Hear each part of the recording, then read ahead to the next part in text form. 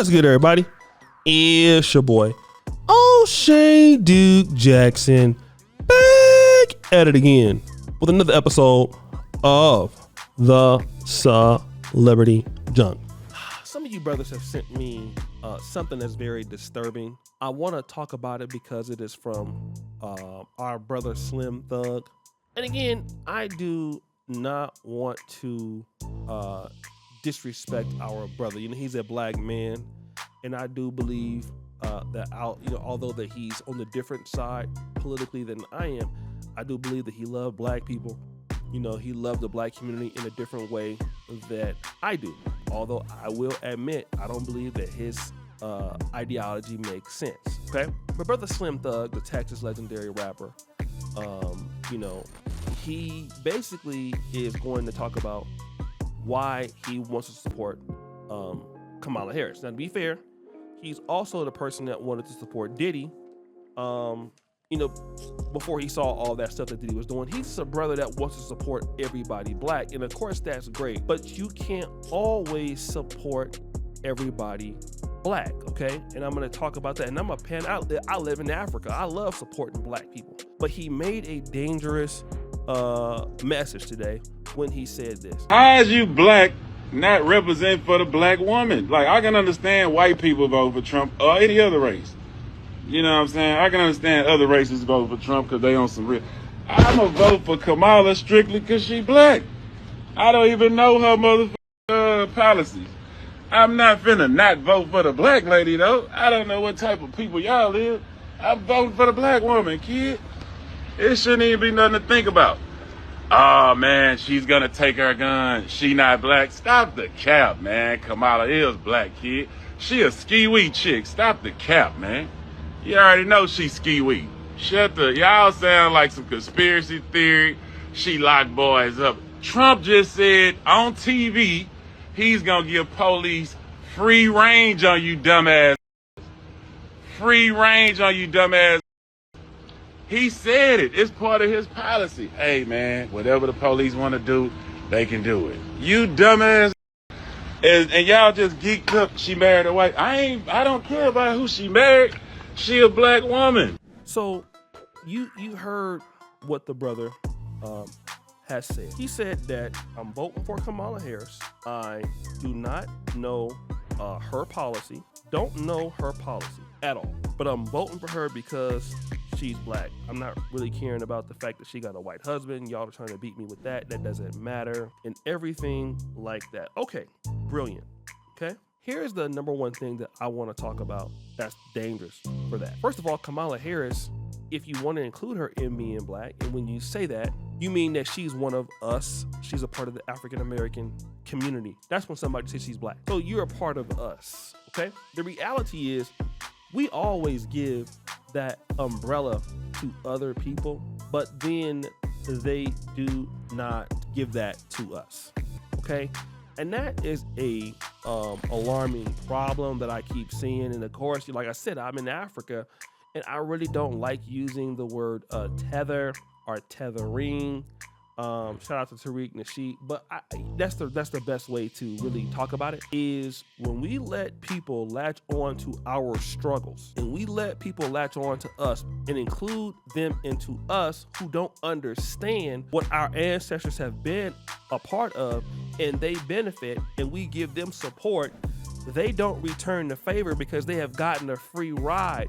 So they will enact policies that are against us, and plus the policies that, Kamala Harris said, listen, I don't have to do anything for you as blacks, but I can definitely cosplay as a black person. I could talk about collard greens. I could talk about things that connect me to the African American community.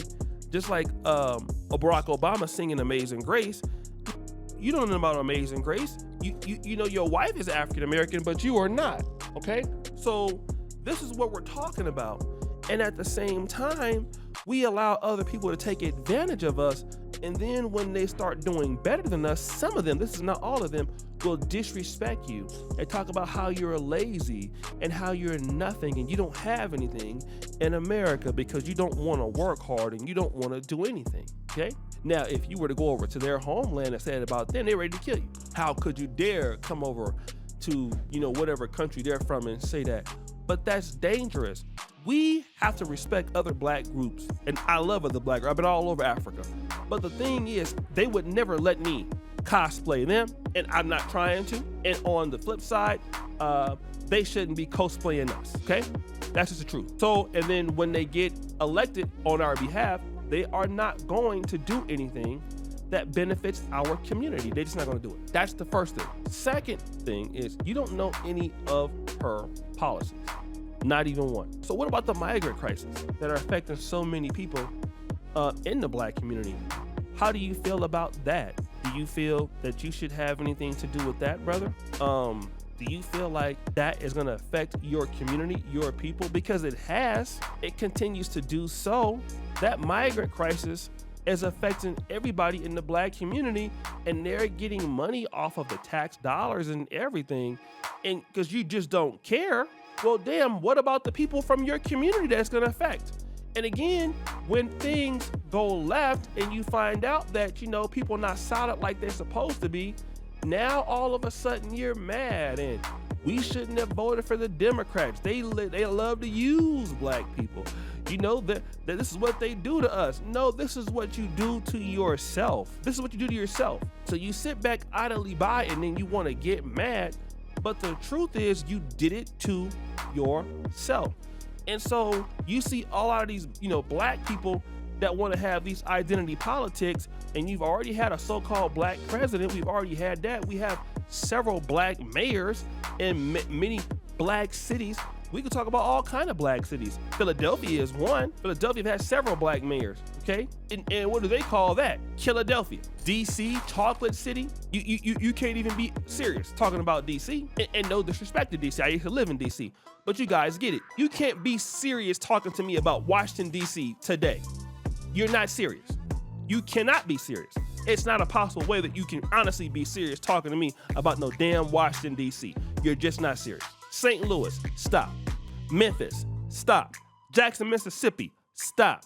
Little Rock, Arkansas, stop. Detroit, stop. Cleveland, stop. All of those, Dalton, Illinois, Tiffany, Henry, all of those people that I have mentioned, or cities I have mentioned, have experienced long-term or predominantly black leadership, and folks have voted for them. And what have we seen in those situations? We've seen black people just digress. And again, we have to force other black people to be honest. And the thing, you remember that saying, if you give people an inch, they take a mile. But that's so true in the black community. It's very difficult for us to say, you know what, we want to be honest and have a certain situation where we don't, use each other. We have to force each other to do the right thing, okay? If I'm voting for a candidate, they need to be giving me something as an African American. I'm not voting for you because you're black, because too many times they won't do the right thing, because I'm voting for you because you're black, right? But at the same time, deep down, I know I'm expecting something from you. And then when we don't get it, we are going to be mad, because you're always going to be mad. We voted for him and didn't get nothing. Then what they're going to say is, well, why the Jews? Why did the gays? And why did the Asians get something? Because they voted for the person because the person said that they was gonna do this, and they said, if you don't do this, we're not gonna vote for you no more. So you have to deliver on what you're talking about. If you're not gonna deliver on what you're talking about, we can't fool with you no more, okay? And black people, we sitting by idly by all the time, like, oh, well, I'm not against the black man, hold on. I'm gonna vote for them because they black. That's how I used to be when I first came over to Africa. I came over to Africa, I wanted to just, I'm trying to do business with people because they, black, and I'm gonna work with African. I quickly found out that, hey, you can't do that with everybody. You'll get used. You'll get used in America. You have to make people prove why you should work with them. Okay? Prove why. And if they can't, they need to be replaced by somebody who can and will do what they're asking for. Otherwise, you end up real pissed off, you end up real mad, you end up real, you end up pissed off. Guys, what do you think? It's your boy O'Shea Duke Jackson back at it again with another episode of the Celebrity Junk. I appreciate you for all you do. Screw the bell. We're out.